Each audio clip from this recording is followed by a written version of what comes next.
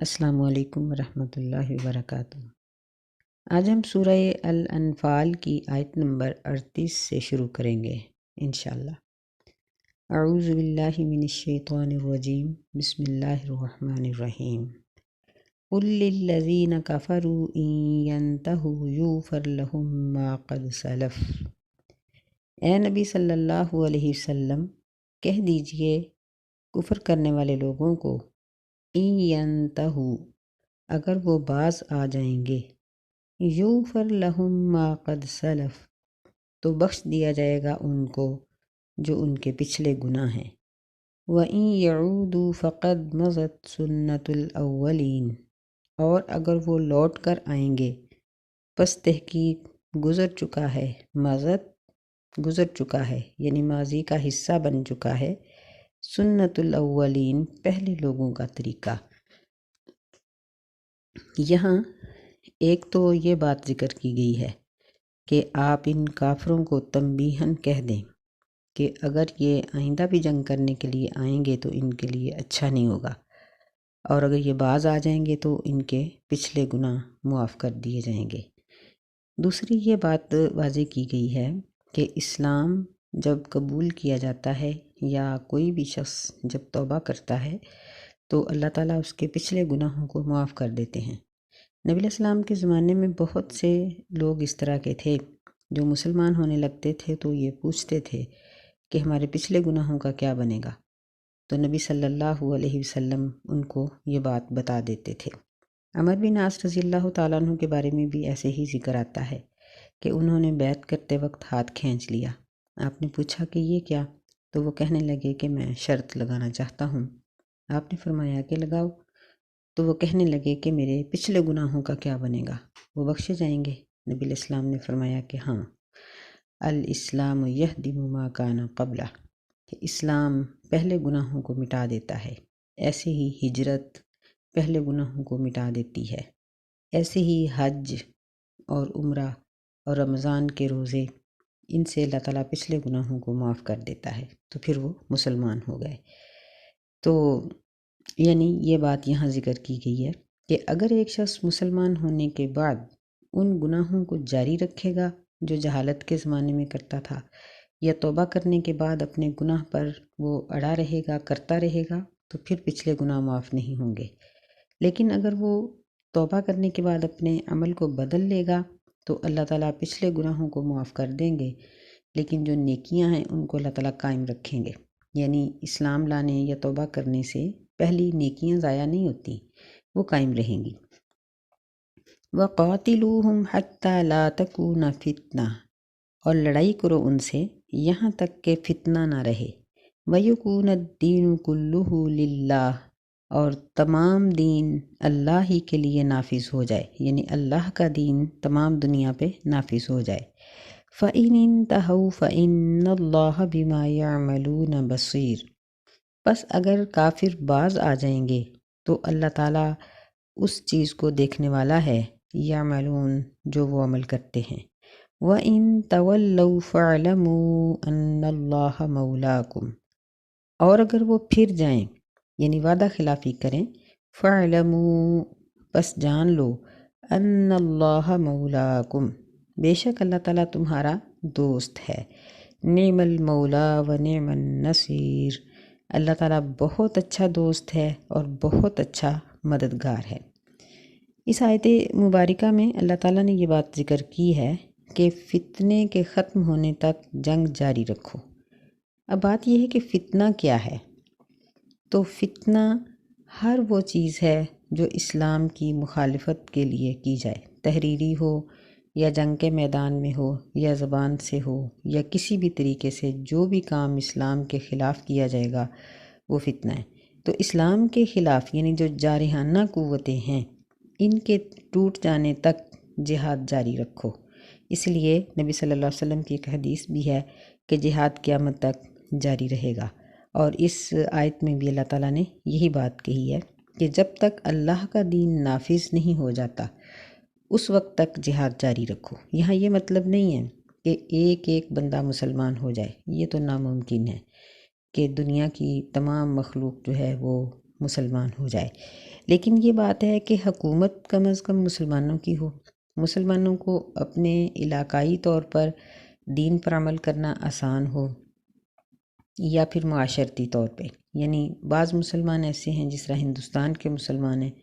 کہ وہ جن علاقوں میں بیٹھے ہیں وہاں وہ اپنے گھروں میں بھی بعض اوقات دین پر عمل نہیں کر سکتے، ان کو بہت مشقت اٹھانی پڑتی ہے۔ تو ایسے لوگوں کے لیے اور ایسے لوگوں کو جہاد کرنا چاہیے۔ اور پھر اسی طرح بعض حکومتیں ایسی ہوتی ہیں جو دوسرے ملکوں کے اوپر غیر اسلامی دباؤ ڈالتی ہیں، تو ان کے ساتھ بھی جہاد کرنا چاہیے۔ باقی رہے وہ لوگ جو اسلام کے خلاف کوئی قدم نہیں اٹھاتے، یعنی خاموش ہیں،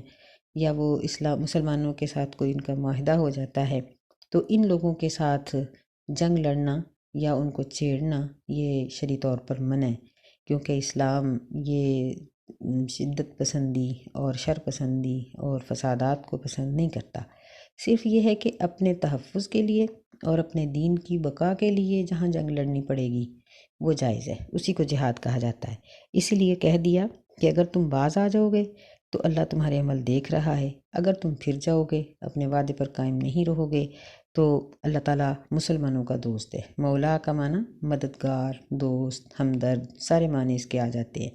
تو اللہ تعالیٰ مسلمانوں کے ساتھ ہمدردی کرے گا، ان کی دوستی کرے گا، ان کو مدد دے گا، اور کافروں کے خلاف مسلمانوں کے ساتھ اللہ تعالیٰ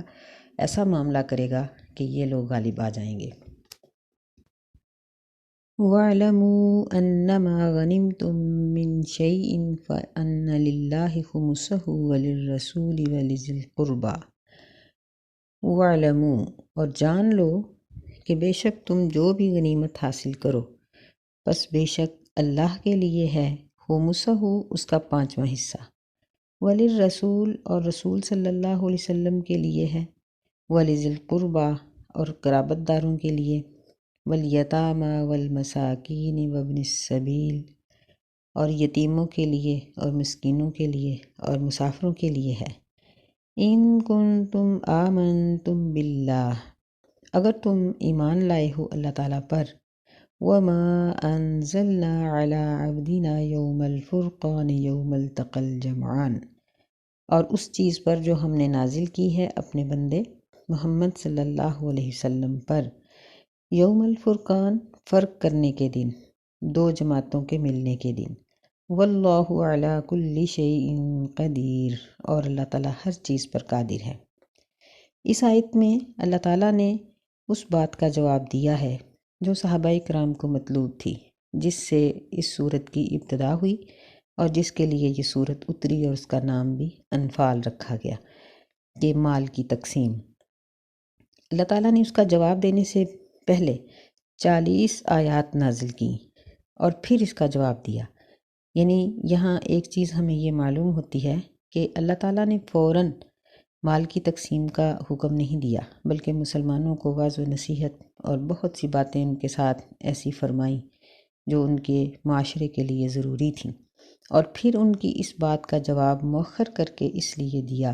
کہ مال کی حیثیت یہ نہیں ہونی چاہیے، یعنی کوئی شخص مال کے لیے نہ لڑے، مال کے لیے کوئی کام نہ کرے، دنیا کی دولت کمانے کے لیے وہ اپنے دین کو مؤخر نہ کرے، بلکہ دولت اور اس کا حصول یہ پیچھے ہو سکتا ہے، جبکہ دین کے معاملات یہ مؤخر نہیں ہو سکتے۔ تو پھر اس آیت میں فرمایا کہ تم جان لو کہ جتنا بھی مال غنیمت حاصل ہوگا، یعنی جو مال جنگ کر کے لڑا جائے گا، اس کو ایک جگہ پر اکٹھا کیا جائے گا، اور اتنی ایمانت داری کے ساتھ کہ نبی صلی اللہ علیہ وسلم نے مجاہدین کو ایک سوئی چھپانے سے بھی منع کیا، حتیٰ کہ حدیث میں آتا ہے کہ ایک یعنی دھاگا جو ہوتا ہے وہ بھی نہ چھپایا جائے۔ آپ کی نصیحت جو صحابہ کرام کو تھی اس کے مطابق صحابہ کرام ہر چھوٹی موٹی چیز، حتیٰ کہ اگر کسی بستی کو فتح کیا ہے تو اس کا کوئی پھٹا پرانا کپڑا بھی وہاں سے اگر اٹھا لیتے تھے تو وہ بھی مال غنیمت میں جمع کر دیتے تھے۔ اور آپ نے یہ بھی حکم دیا تھا کہ مال غنیمت میں جو کچھ بھی حاصل کرو اس کو استعمال کیے بغیر جمع کراؤ۔ آپ نے فرمایا کہ یہ مطلب نہیں ہے کہ کپڑا ملا ہے تو کپڑے کو پہنتے رہو، جب وہ پرانا ہو جائے یا گندا ہو جائے تو جمع کرا دو۔ سواری کو استعمال کرو یہاں تک کہ وہ جانور کمزور ہو جائے تو اس کو جمع کروا دو، نہیں، من وعن پوری امانتداری کے ساتھ وہ چیز جمع کرواؤ، کیونکہ وہ پوری قوم کی امانت ہے۔ پھر اس کو 5 حصوں میں تقسیم کیا جاتا تھا۔ 4 حصے پھر مجاہدین کے اندر اس طرح سے تقسیم کر دیے جاتے تھے کہ جو پیدل ہوتا تھا اس کا 1 حصہ، اور جو سواری پر ہوتا تھا اس کی سواری کے 2 حصے، اور 1 اس کا، یعنی اس کو 3 حصے دیے جاتے تھے۔ فرض کریں کہ اگر 1000 پیدل جنگ کرنے والے کو ملا ہے تو سواری کے اوپر جنگ کرنے والے کو 3000 ملتے تھے، کیونکہ اس کی سواری کا خرچ اور جو اس کی یعنی جانور کی خوراک وغیرہ ہوتی تھی اس کا بھی اسی کے اندر انتظام کیا جاتا تھا۔ اس طریقے سے 4 حصے مال غنیمت کے تمام مجاہدین جو اس جنگ میں شریک ہوتے تھے ان میں تقسیم ہو جاتا تھا، اور اس کا 5واں حصہ اس کے پھر آگے 5 حصے کیے جاتے تھے۔ فرمایا کہ فَأَنَّ لِلَّهِ خُمُسَهُ وَلِلرَّسُولِ، یعنی اس خمس کو اللہ اور اس کے رسول کے لیے وقف کر دو، اور نمبر 2 قرابت داروں کے لیے، یعنی نبی صلی اللہ علیہ وسلم کے اپنے قرابت دار جو تھے، کیونکہ ان لوگوں نے شیب ابی طالب میں بھی اور مکہ میں بھی نبی صلی اللہ علیہ وسلم کو تحفظ بخشا اور آپ کی بہت مدد کی، حالت ایمان میں بھی اور حالت کفر میں بھی، تو ان لوگوں کو بھی یہ حصہ دیا جاتا تھا۔ تیسرے نمبر پر یتیموں کے لیے حصہ رکھا جاتا تھا، چوتھے نمبر پر مسکینوں کے لیے، اور 5ویں نمبر پر مسافروں کے لیے، یعنی مسافروں کے انتظامات، یا کوئی ایسا مسافر جو رستے میں مجبور ہو گیا ہے یا لٹ گیا ہے تو اس کو اس مال میں سے مدد دی جاتی تھی۔ تو اس طرح یعنی مال غنیمت کے 5 حصے ہوتے، 5 میں سے 4 مجاہدین میں تقسیم ہوتے، اور 5ویں حصے کو پھر 5 حصوں میں تقسیم کر کے ان سب کو دے دیا جاتا تھا۔ اور بعض کے نزدیک یہ خمس جو ہے اس میں سے یعنی برابر کے حصے یتیم و مسکینوں کے لیے نہیں نکالے جاتے تھے، بلکہ ضرورت کے مطابق سب کو دے دیا جاتا تھا، اور نبی صلی اللہ علیہ وسلم اپنے حصے سے اپنی ازواج مطہرات اور اپنے گھر کا نظام چلاتے تھے، کیونکہ آپ کی اتنی مصروفیت تھی حکومت کے کاموں میں اور اسلام کی تبلیغ میں کہ آپ باقاعدہ کاروبار نہیں کر رہے تھے، اور یہی حکم ہے امیر وقت کے لیے بھی، کیونکہ وہ حکومت جب کرے گا تو اپنے ملک کو سنبھالے گا یا کاروبار نہیں کرے گا، بلکہ وہ بطور تنخواہ وہ لے گا اور اپنے گھر کو چلائے گا، اور اس کی تنخواہ یا مال غنیمت میں سے اس کو حصہ دیا جائے گا۔ اسلام کا یہ اصول ابھی بھی اسی طرح موجود ہے، اور بعض کے نزدیک اب بھی مال غنیمت میں سے نبی علیہ السلام کے قبیلے کے لوگ اگر یہ دعویٰ کریں کہ ہم سید ہیں اور واقعی ہی وہ نبی علیہ السلام کی نسل سے ملتے ہوں تو ان کی مدد کی جائے گی۔ اور بعض یہ کہتے ہیں کہ اب چونکہ فوج کا سارا نظام بدل چکا ہے، اور یہ سیدنا عمر رضی اللہ تعالیٰ عنہ کے زمانے سے بدل گیا کہ انہوں نے فوجیوں کی تنخواہیں مقرر کر دی تھیں، جبکہ نبی علیہ السلام کے زمانے میں مجاہدین اپنی جیب سے سارا خرچ کرتے تھے، جس کی وجہ سے ان کو مال غنیمت سے حصہ ملتا تھا۔ تو اب پھر یہ سارا مال بیت المال میں جمع ہوگا، اور وہاں سے امیر وقت بھی اور تمام مجاہدین بھی تنخواہ لیں گے۔ البتہ یہ ہے کہ اگر کسی کا کوئی اچھا کارنامہ ہوگا تو اس کو انعام علیحدہ سے دیا جا سکتا ہے۔ فرمایا کہ اگر تم اللہ پر ایمان لائے ہو اور نبی صلی اللہ علیہ وسلم پر اتری ہوئی تعلیم پر ایمان رکھتے ہو تو پھر مال غنیمت کی اس تقسیم کو قبول کرنا پڑے گا۔ یوم الفرقان سے مراد جنگ بدر کا دن ہے، کیونکہ اس دن حق اور باطل میں فرق واضح ہو گیا، اور آگے اللہ تعالیٰ نے اس کی وضاحت بھی کر دی ہے کہ جس دن 2 جماعتیں ملیں، یوم التقى الجمعان، یعنی بدر کے دن اللہ تعالیٰ نے اپنے نبی علیہ السلام پر جو احکامات اتارے تھے، اگر تم ان پر اور فرشتوں کے اترنے پر اور مسلمانوں کی مدد پر ایمان رکھتے ہو تو پھر مال غنیمت کی اس تقسیم کو قبول کرنا تمہارے ایمان کا حصہ ہے۔ واللہ علی کل شیء قدیر، یعنی اللہ تعالیٰ نے اپنی قدرت کاملہ سے اس مال کی یہ تقسیم کی ہے جو پوری حکمت پر مبنی ہے۔ اذ انتم بالعدوۃ الدنیا وہم بالعدوۃ القصویٰ، جب تم تھے بدر کے ادھر والے کنارے پر، یعنی جو مدینہ کی جانب تھا، وہم اور کافر تھے بالعدوۃ القصویٰ دور والے کنارے پر، یعنی دوسری جانب والے کنارے پر۔ والرکب اسفل منکم، اور ابو سفیان کا قافلہ یہ تم سے نیچے تھا، یعنی یہ پہاڑی علاقہ ہے نا سارا، تو وہ نیچے سے گزر رہا تھا۔ وَلَوْ تَوَاعَدْتُمْ لَاخْتَلَفْتُمْ فِي الْمِيعَادِ، اور اگر تم جنگ لڑنے کا وعدہ کر کے نکلتے تو تم ضرور اپنے وعدے کو خلاف کر دیتے۔ وَلَٰكِن لِيَقْضِيَ اللَّهُ أَمْرًا كَانَ مَفْعُولًا، اور لیکن تاکہ اللہ تعالیٰ فیصلہ کر دے معاملے کا، امراً معاملے کا، کان مفعولا جو ہو جانے والا ہے، یعنی اللہ تعالیٰ کا ہر حکم، اللہ تعالیٰ جو بھی فیصلہ کرتے ہیں وہ کامل ہوتا ہے اور وہ نافذ ہو کے رہتا ہے۔ لِيَهْلِكَ مَنْ هَلَكَ عَنْ بَيِّنَةٍ، تاکہ اللہ تعالیٰ ہلاک کر دے اس شخص کو، ہلاکا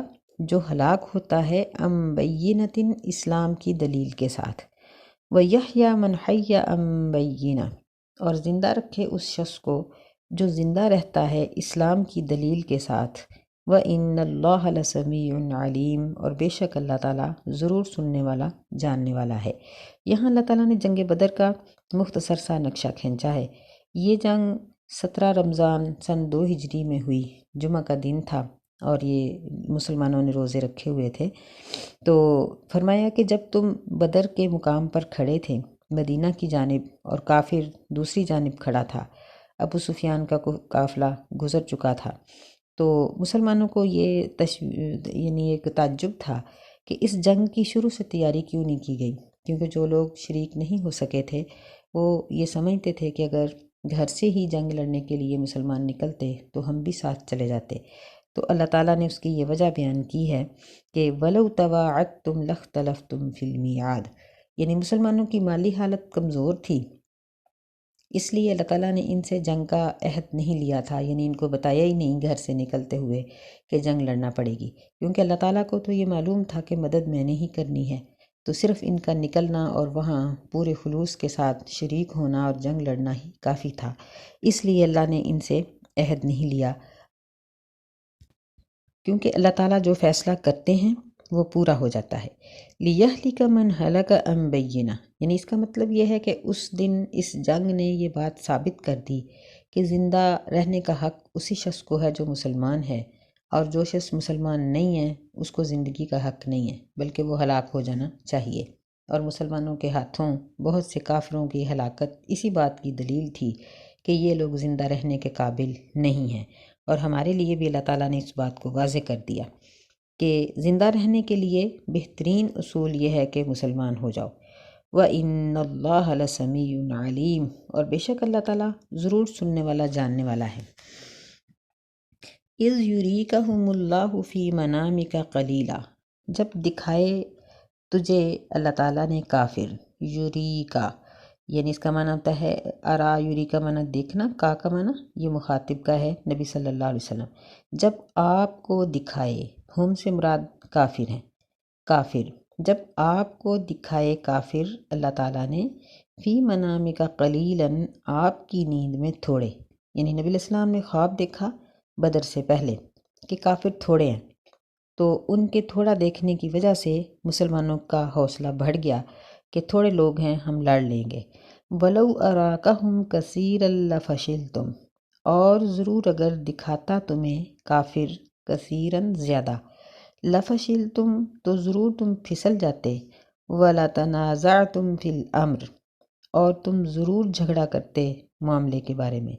وَلَكِنَّ اللَّهَ سَلَّمَ اور لیکن اللہ تعالیٰ نے مسلمانوں کو سلامت رکھا، إِنَّهُ عَلِيمٌ بِذَاتِ الصُّدُورِ بے شک اللہ تعالیٰ جاننے والا ہے دل کی باتوں کو، یعنی اگر مسلمان پہلے یہ محسوس کرتے کہ کافروں کی تعداد زیادہ ہے تو یہ ثابت قدمی کے ساتھ نہ لڑ سکتے، کہ انسان کی فطرت ہے کہ دشمن بھاری ہو تو وہ گھبرا جاتا ہے، اس لیے اللہ تعالیٰ نے دکھائے کہ مسلمان کافر مٹھی بھر ہیں، تو ویسے بھی فرشتوں کی تعداد کو ملا کر کافروں کی تعداد واقع ہی تھوڑی تھی، یہ خواب کوئی غلط نہیں تھا، بالکل درست تھا۔ وَإِذْ يُرِيكُمُوهُمْ إِذِ الْتَقَيْتُمْ اور جب دکھائے تم سب کو کافر جب تم ان سے ملے، فی اعینکم قلیلا تمہاری آنکھوں میں تھوڑے، وَيُقَلِّلُكُمْ فی اعینہم اور تھوڑا دکھایا تم کو کافروں کی آنکھوں میں، لیقضی اللہ امرا کان مفعولا، تاکہ اللہ تعالیٰ فیصلہ کر دے اس کام کا جو پورا ہونے والا ہے، وَإِلَى اللَّهِ تُرْجَعُ الْأُمُورُ، اور اللہ ہی کی طرف لوٹائے جائیں گے تمام معاملے۔ یعنی یہاں بہت بڑی حکمت تھی اللہ تعالیٰ کی، اور اللہ تعالیٰ حکیم کامل ہے کہ جنگ سے پہلے مسلمانوں کو کافر تھوڑے لگے تو اس لیے وہ آگے بڑھے، اور کافروں کو بھی مسلمان اصلی حالت میں یعنی چند تھوڑے نظر آئے، تو انہوں نے بھی کہا کہ ہم ان کو تمام کر دیں گے۔ لیکن جب ان کی مٹ بھیڑ ہو گئی تو پھر مسلمانوں کو کافر اصلی تعداد میں نظر آئے، کیونکہ جب دشمن پر ہاتھ ڈال لیا جائے اور دشمن بھاری ہو تو پھر بندہ پوری قوت کے ساتھ لڑتا ہے، تو مسلمان ان کے ساتھ پوری قوت کے ساتھ لڑے۔ لیکن کافروں کو مسلمان لڑائی کے بعد بہت زیادہ فرشتوں سمیت نظر آئے، جس کی وجہ سے ان کے حوصلے ٹوٹ گئے اور ان کے قدم اکھڑ گئے اور وہ پسپا ہو گئے۔ یہ اللہ تعالیٰ کی کمال قسم کی حکمت تھی۔ فرمایا کہ وَإِلَى اللَّهِ تُرْجَعُ الْأُمُورُ، کہ تمام معاملات اللہ ہی کی طرف لوٹائے جائیں گے، یعنی ہر کام کا انجام اللہ ہی کے حوالے ہوتا ہے، اللہ ہی اس کام کو کامیاب کرتا ہے اور کسی کی نیت کے مطابق اس کام کو ناکام کر دیتا ہے۔ اللہ تعالیٰ ہمیں سمجھنے کی توفیق عطا فرمائے۔ السلام علیکم ورحمۃ اللہ وبرکاتہ۔